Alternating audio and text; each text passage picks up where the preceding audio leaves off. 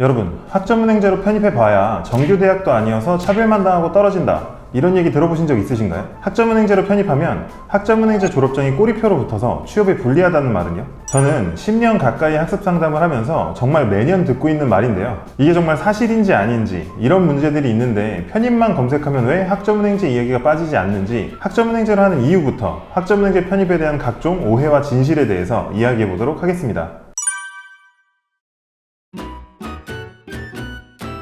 수능을 보려면 고3이어야 하는 것처럼 편입을 하려면 대학교를 최소 2년은 다녀야 합니다. 그렇기 때문에 대부분은 학교에 가서 편입을 준비하는 걸로 알고 있는데요. 하지만 편입은 대학별로 영어나 수학 시험을 봐서 성적이 높은 사람을 뽑는 시스템이고, 당연히 대학교에서 편입 시험을 위한 수업을 하지는 않기 때문에 대학을 다니면서 편입을 준비하는 건 효율적이지 않습니다. 대학에서 학점을 따기 위한 시간이 많이 들수록 편입을 공부하는 시간이 줄어들기 때문인데요. 그래도 편입은 대학에서 하는 건데 제가 열심히 하면 되는 거 아닌가요? 라고 생각하는 사람이 있다면 이런 식으로 생각을 해볼 필요가 있습니다. 내가 지금 가고 싶은 학교가 있고 그 대학을 가기 위해서 편입이 아닌 재수를 준비한다고 생각을 해보는 겁니다. 이때 대학을 다니면서 휴학 없이 수능 공부를 병행한다고 생각을 해보면 어떤가요? 아마 대부분은 현실적으로 좀 불가능한데? 라고 생각하거나 가능하다고 생각하는 사람도 정말 쉽지 않은 방법이라고 생각이 되실 겁니다. 그래서 이 지점까지 파악을 한 친구들이 학점을 따는데 시간이 많이 필요한 대학이 아닌 온라인 과정으로 학점을 따려고 하는 것이고, 온라인으로 학점을 딸 수 있는 방법 중에서 비용, 난이도, 기간 단축 등 많은 면에서 유리한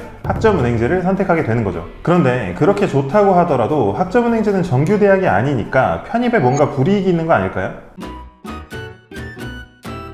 결론부터 말하자면 학점은행제로 편입을 지원하는 것만으로는 불이익이 생기지 않습니다. 인터넷에서 학점은행제로 편입을 지원하면 차별이 있다, 학점은행제로 해서 떨어졌다 하는 후기를 봤다고 걱정을 하며 물어보는 경우도 많은데요. 편입시험을 합격할 정도로 충분한 성적인데 출신 대학 때문에 떨어지는 경우는 없습니다. 직관적으로 비유를 하자면 수능을 보는데 일반고, 특목고, 특성화고, 검정고시 출신에 따라서 너는 특성화고 출신이니까 플러스 3점, 너는 검정고시 출신이니까 마이너스 2점, 이런 게 없는 것처럼 편입시험에서도 출신 대학에 따라서 편입시험 성적에 가산점, 감점을 하지 않기 때문입니다. 이건 대학교 홈페이지에 공개된 모집 요강에 있는 전형평가 요소만 확인해도 쉽게 확인이 가능한 부분이기 때문에 걱정이 되시는 분들은 희망하는 대학교 모집 요강을 확인해 보시길 바라고요. 그리고 편입 지원할 때는 대부분 낮은 대학에서 높은 대학으로 지원을 하는 게 당연하고, 편입 지원자를 뽑는 교수님 입장에서는 어차피 우리 학교보다 낮은 학교들이 지원을 하는데 거기서 줄 세우기를 할 이유가 없습니다. 편입 상담을 해보면 3명 중 2명 정도는 이렇게 말합니다. 저는 컴퓨터공학과 가고 싶어서 학점은행제로 컴퓨터공학 전공으로 하겠습니다. 저는 건축과가 가고 싶기 때문에 학점은행제로 건축 전공할게요. 물론 그렇게 하면 미리 전공에 대해서 알 수도 있고, 편입에 성공을 했을 때 학교에서 학점도 더 인정받아서 비동일 학과보다 조금은 더 형편이 나아질 수는 있습니다. 하지만 이건 편입을 준비하는 단계에서는 잘못된 생각인데요. 일단 편입이라는 제도 자체가 어떻게 생기게 된 건지부터 생각해보면 이해가 쉬워질 겁니다. 중학교, 고등학교 때는 전학이 가능하지만 대학은 전학이라는 개념이 없는데요. 솔직히 수능 전에 나는 평생 이 일로 먹고 살 거야 하고 진로를 정하는 사람이 많은 건 아니잖아요. 그런데 대학에 일단 들어가고 나서 학과가 맞지 않거나 다른 진로가 생긴 학생들은 다른 과로 바꾸거나 다른 학교에 가려고 하면 너무 불편한 상황에 처하게 됩니다. 원하지 않는 전공이지만 열심히 해서 상위권에 든 다음 전과를 하거나, 그게 아니라면 자퇴하고 재수를 해야 하는 거죠. 대신 대학은 수능이라는 시험으로 어렵게 들어가는 곳이니 형평성을 해치지 않게 대학에서 자체적인 시험을 봐서 뽑게 되는 건데요. 이렇게 만들어진 제도니까 미술학과에서 컴퓨터학과로 지원을 하거나 체육학과에서 건축학과로 지원을 하는 원래 전공과 다른 전공으로 지원을 하는 게 자연스러운 상황인 거죠. 그리고 동일한 학과가 아니어도 지원에 제한이 없다는 말은 이수하기 쉬운 학과를 선택하는 게 전략적으로 더 효율적이라는 말입니다. 아직 목표 대학에 들어갈 성적도 안 나오는데 내가 들어갈 학과 전공 공부로 시험 공부 시간을 뺏기는 사람을 보면 그렇게 하지 말고 우선 시험 공부에 집중해서 합격한 뒤에 전공 공부를 시작해도 늦지 않다고 말할 거잖아요. 편입도 똑같이 편입 시험에 무관한 전공에 연연하지 말고 내가 원하는 대학에 합격할 편입 성적을 만드는 데 집중을 하면 되는 거고, 전공은 가장 쉬운 걸로 골라서 학점만 잘 따면 되는 겁니다.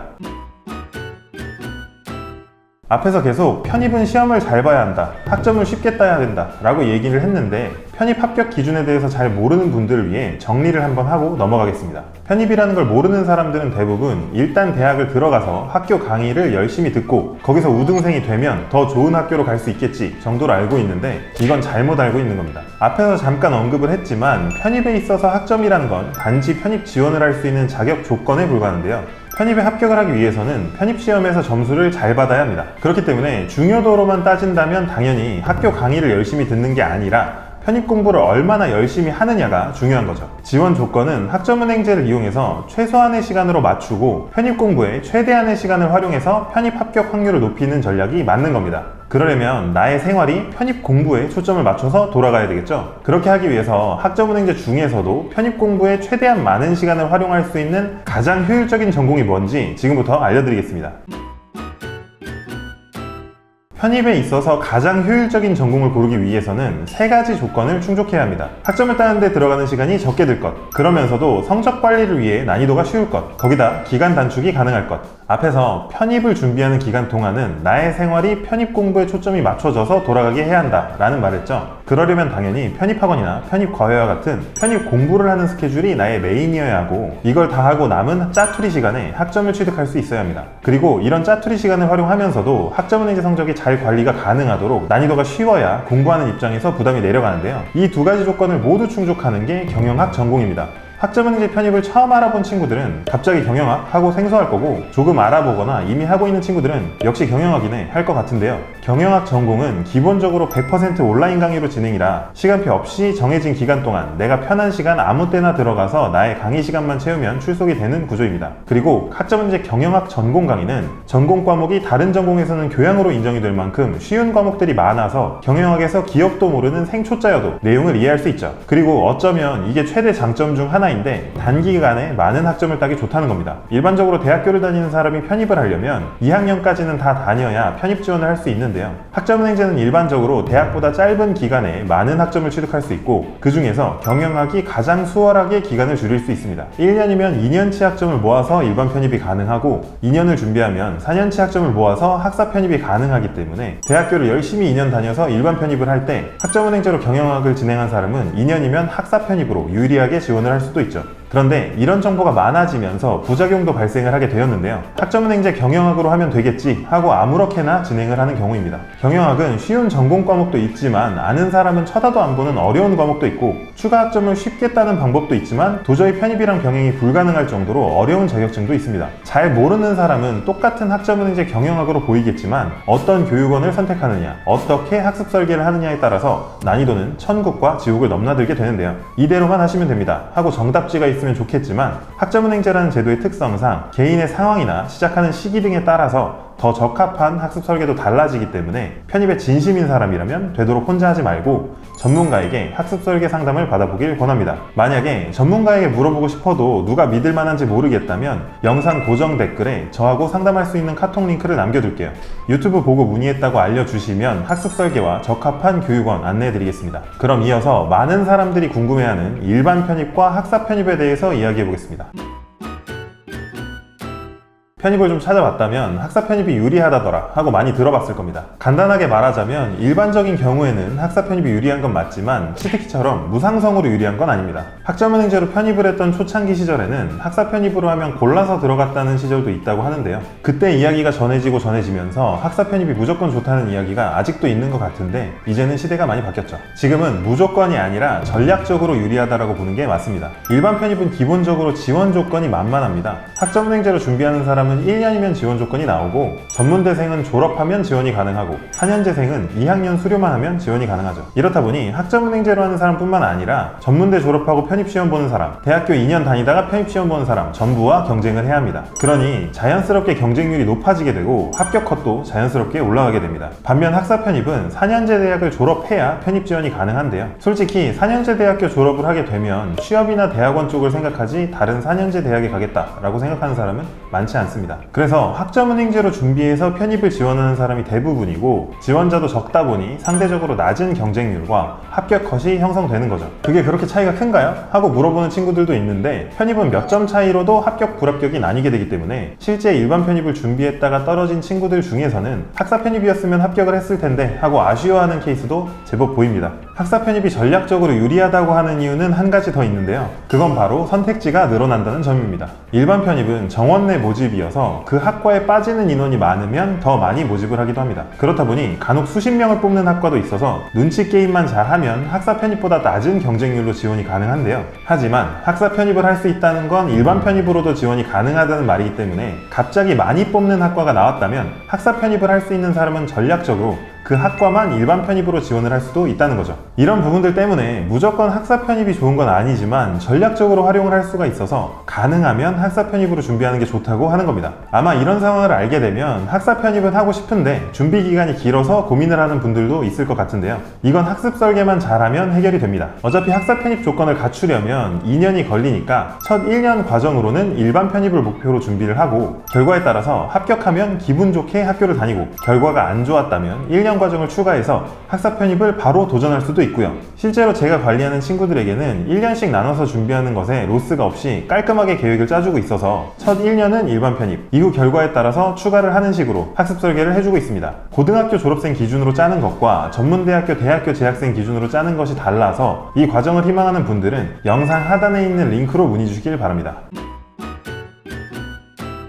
학점은행제 편입 정보를 찾다 보면 땡땡대학교 부설, 편입 전문기관 같은 타이틀로 홍보를 하는 교육원이 있다는 걸 알게 되는데요. 이런 곳은 대학교 이름을 달고 있고 합격생이 많다고 홍보를 하기 때문에 혹하는 친구들도 많을 것 같습니다. 이 부분에 대해서는 해당 기관들에서 예민할 수도 있는 부분이기 때문에 특정하지는 않고 그냥 상식적인 선에서 이야기를 해볼 테니 들어보시고 각자가 잘 판단하면 될 것 같습니다. 솔직히 편입을 준비하는 친구들 중에서 고등학교 때 공부를 잘했던 케이스는 많지 않습니다. 그 말은 일단 공부에만 집중하는 생활을 해본 적이 없다는 말이고, 이런 친구들에게 가장 먼저 확보가 되어야 하는 건 공부 시간이라고 생각을 하는데요. 공부를 열심히 해본 적이 없기 때문에 당연히 같은 시간을 써도 효율이 떨어질 거고, 떨어지는 효율로 목표치를 달성하려면 더 많은 시간을 써야 하는 건 당연하기 때문입니다. 이런 친구들이 내 하루 일과를 거의 대부분 교육원에서 강의를 듣는 것에 써야 하는 환경에 들어가는 건 상식적으로 적합하지는 않죠. 그런데 이런 교육원에서는 이렇게 많은 사람을 좋은 대학에 보냈다, 우리 교육원은 자체적으로 편입 공부도 시켜준다, 합격생 리스트가 증명해준다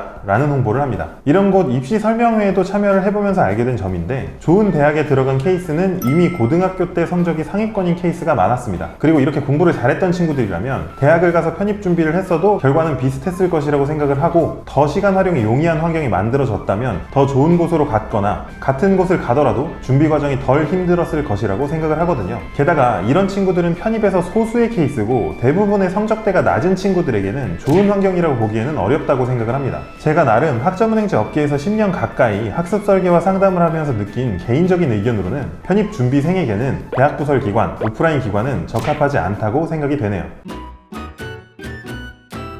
앞의 내용은 고등학교 졸업한 친구들이 주로 궁금해하는 고민이라면, 이번 내용은 전문대나 지방대 다니다가 편입에 관심을 갖게 된 친구들이 많이 고민하는 부분일 것 같은데요. 결론부터 말하자면 자퇴는 해도 되고 안 해도 됩니다. 학점은행제를 할 때 자퇴를 해야 되는 경우는 내가 다녔던 학교의 학점을 끌어다가 쓰는 경우인데, 실제로 진행하는 친구들 중에서 학교에서 이수한 성적이 너무 낮은 경우에는 일부러 사용을 안 하기도 할 정도로 학교에서 이수한 학점이 없어도 편입을 할 만큼 학점은 어렵지 않게 딸 수 있습니다.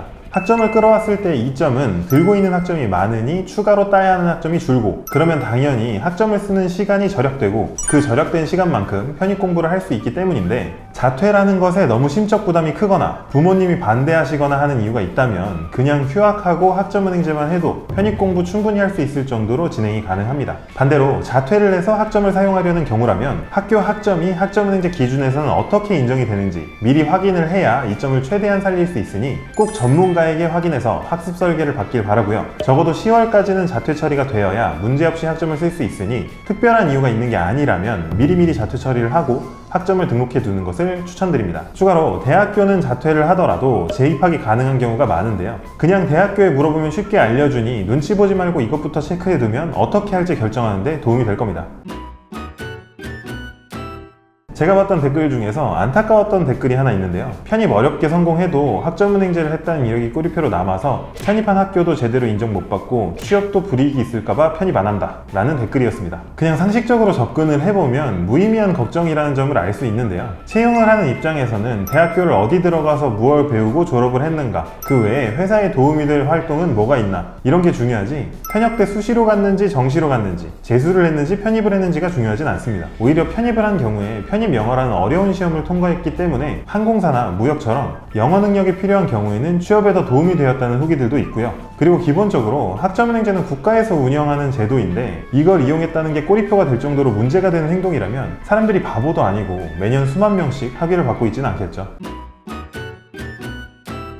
마지막으로 학점은행제로 편입을 한다면 언제부터 시작을 하는 게 가장 좋은지 이야기하고 영상 마무리하도록 하겠습니다. 저 같은 경우는 편입을 목표로 학점은행제를 준비하는 친구들에게는 되도록이면 10월까지는 모든 학점을 취득하고 10월부터 온전히 편입 공부에 올인할 수 있도록 계획을 잡아주려고 하는데요. 통상적으로 편입학원에서도 이때부터 실전 대비에 들어가기도 하고 어느 정도 성적이 나오는 친구들은 논술 같은 추가적인 준비에 들어갈 시기이기 때문에 시간 확보를 더 해주려는 목적도 있습니다. 이 일정대로 무난하게 계획을 하기 위해서는 1월에 시작하는 것을 추천하고 아무리 늦어도 2월부터는 시작을 해야 하는데요. 한 달 전인 12월이나 1월에는 수강 신청을 해놔야 하기 때문에 편입을 할 생각이 있고 최적의 타이밍에 시작을 원한다면 늦더라도 12월에는 상담을 받아보고 1월부터 시작을 하는 것을 추천합니다. 이것보다 먼저 계획을 잡으면 당연히 더 여유있게 계획이 가능하니 필요한 분들은 영상 하단 링크 참고해서 편하게 문의 주시고요. 만약 이 시기를 넘겨서 이 영상을 보고 있다면 나는 늦었네 생각하지 말고 빠르게 문의를 주세요. 그 시점에서 가장 효율적인 방법을 알려드리겠습니다. 저는 좋은 대학에 가기 위한 방법 중에서 편입은 꽤 괜찮은 차선책이라고 생각을 합니다. 가장 좋은 건 현역대 잘해서 원하는 대학에 가기일 것이고 그렇지 못하다면 재수나 편입 중에서 나의 여건에 맞는 방법을 선택하면 된다고 생각하기 때문인데요. 단지 편입이라는 제도가 생소할 수밖에 없는 우리나라 여건상 많은 오해를 받게 되는 것 같습니다. 편입도 입시입니다. 입시는 인생에 있어서 굉장히 중요한 것 중 하나죠. 이런 중요한 일을 잘못된 정보 때문에 그르치지 않도록 저희 학점의 기량 채널에 꾸준히 관련 영상을 올릴 예정이니까요. 오늘 영상 도움이 되셨다면 구독 누르셔서 매주 올라오는 정보 빠르게 입수하시길 바라고요. 제대로 학점은행제를 활용하고 싶은데 어떻게 해야 하나 막막한 분들이라면 영상 하단에 있는 상담 링크 활용하셔서 유튜브 보고 문의했다고 말씀해주세요. 무료 상담 해드리겠습니다. 지금까지 정희태 팀장이었고요. 다음에 또 필요한 정보 들고 돌아오도록 하겠습니다. 긴 영상 끝까지 시청해주셔서 감사합니다.